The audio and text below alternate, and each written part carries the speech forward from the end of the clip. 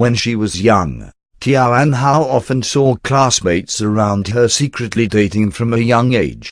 As they were afraid to be caught by the teachers, they pretended to be strangers in school, but as soon as school was over, they would hold hands when they walked. In the weekends, the girls would take off their simple school uniforms to wear beautiful dresses.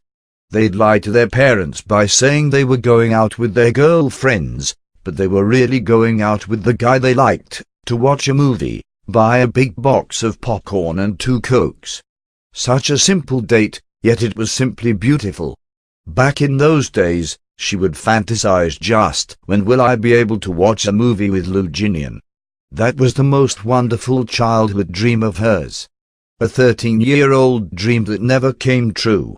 If they weren't destined to be together, then, let them relive the end of the days where they cried, laughed, felt touched, and hurt. Let her have a beautiful, lasting memory.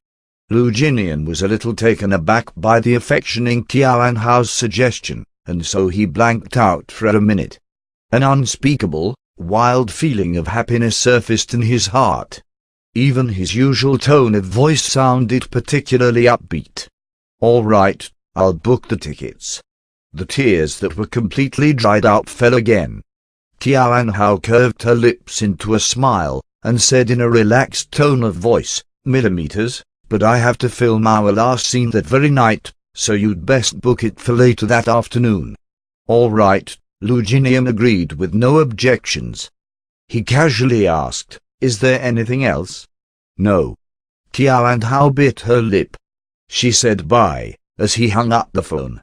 She raised her head, looked up at the bright blue skies, and took a deep breath, pushing back the tears that wanted to flow continuously. He was the man who she deeply loved for 13 years. She once swore to herself that she would only love him in this lifetime. "In my whole life, I would only love you," were the most beautiful, romantic words she had written for him. But the man she had loved with all her heart had hurt her so deeply. When the evidence was put in front of her one by one, she had lost her right to ask him, and so now, she didn't dare ask him, "Lu Jinian, did you or did you not abort my child?" To which he would answer yes.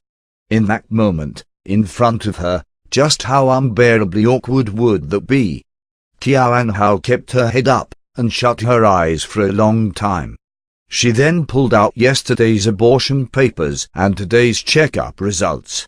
She tore them up into bits, and threw them into the bin beside her. Since today was the weekend, there were 6 days from now till Friday. When Lu Jinian hung up on Tian Hao's call, he couldn't wait to call his assistant to help him book 2 VIP tickets. He passed on Tian Hao's words to him, "Friday night, Kiao and I have to film our last scene, and so book it for late that afternoon. She'd probably want to rest a bit, so book it for 3. Oh, and remember to book the seats for the non-smoking area. Kiao doesn't like the smell of cigarettes. Also, they have to be center seats. It's uncomfortable to watch from the side. Remember to prepare a blanket in the car in advance. The movie is 2 hours long. If the aircon is too high, she'll get cold. Oh, right, prepare 2 cushions as well, in case we get uncomfortable, so we can support our lower backs. It's just a movie, Mr. Lu's too much," thought the assistant, secretly complaining in his head. Yet he appeared very respectful and agreed to everything, then asked, "Mr. Lu, do you have any other requests?"